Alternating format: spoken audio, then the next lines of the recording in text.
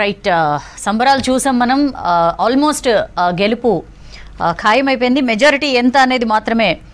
awaited 25,000 దాకా ఇంచుమించుగా touch అయ్యే అవకాశం ఉందని చెప్పి వార్తలు వస్తున్న నేపథ్యంలో మంత్రులతో భేటీ కాబోతున్నారు సీఎం రేవంత్ రెడ్డి మంత్రులతో ఈ విజయానికి సంబంధించి మొత్తం అంతా రివ్యూ చేసిన తర్వాత మీడియాతో మాట్లాడే అవకాశం ఉందని చెప్పి కూడా వార్తలు వస్తున్నాయి మరోవైపు ఇటు కేటీఆర్ కూడా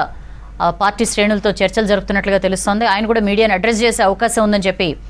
వార్తలు వస్తున్నాయి కౌంటింగ్ సెంటర్ నుంచి బీఆర్ఎస్ అభ్యర్థి మాగంటి సునీత అక్కడ నుంచి వెళ్ళిపోయినట్లుగా కూడా మనకి తెలుస్తోంది కాసేపట్లోనే 10th రౌండ్కి సంబంధించిన రిజల్ట్ వస్తుంది ఇప్పటిదాకా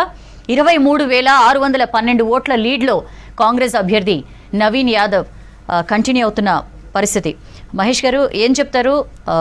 మీరు మొదటి నుంచి చెప్తున్నట్లే మెజారిటీ అంతవరకే వస్తుందా దాంతోపాటు ఈ గెలుపు ఎలాంటి బాధ్యత మీరు ఇందాక అన్నారు ఇక నెక్స్ట్ లోకల్ బాడీ ఎలక్షన్స్కి కానీ జిహెచ్ఎంసీకి కానీ అన్నిటికీ మాకు మంచి బూస్ట్ అని చెప్పి ఎలాంటి బాధ్యతని మీ భుజాలపైన వేసింది ముఖ్యంగా ఇది ఒకటి మనం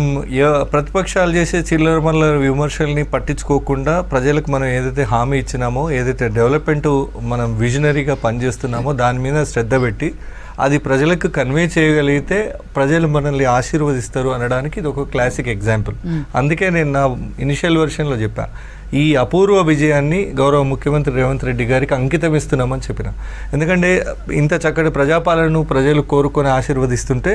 ఇంకా మంచి చేయాలనే ఇన్స్పిరేషనే కదా ఇది ఒక సూపర్ బూస్టర్ మా అందరికీ కూడా ప్రభుత్వానికి కూడా సో ఇంకా మంచి చేయాలని ఆలోచన ఆ మంచి ఎలా ఉండబోతుంది రేపు ఫ్యూచర్ సిటీ నిర్మాణం కానీ లేదు తెలంగాణ వ్యాప్తంగా ఎయిర్పోర్ట్ల నిర్మాణం కానీ లేదా స్థానికంగా అంటే ఏవైతే 10 ఏళ్ళు నిర్లక్ష్యం కాబడినటువంటి విద్య కానీ వైద్యం కానీ తర్వాత రోడ్లు కానీ డ్రైనేజ్ వ్యవస్థ కానీ వీటన్నిటినీ కూడా ఎక్కడికక్కడ సమీక్షించుకుంటూ ముందుకు పోతూ ఒక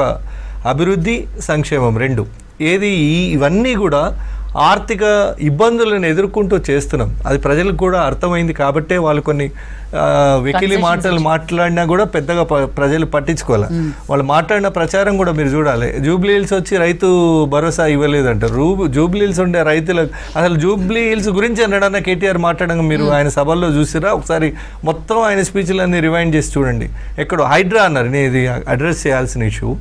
హైడ్రాను ఒక భూతంగా చూపించే ప్రయత్నం మీరు ఇందాక అన్నట్టు ఫేక్ వీడియోలు ఫేక్ మార్ఫ్డ్ వీడియోలు ఏఐ ఇమేజెస్తోని హైడ్రాను ఒక భూతంగా చూపించి కొంతమందిని రెచ్చగొట్టి మాట్లాడించి వాళ్ళకి ఏదో తాయిలాలు ఇచ్చి ప్రచారం చేయించారు దుష్ప్రచారం కానీ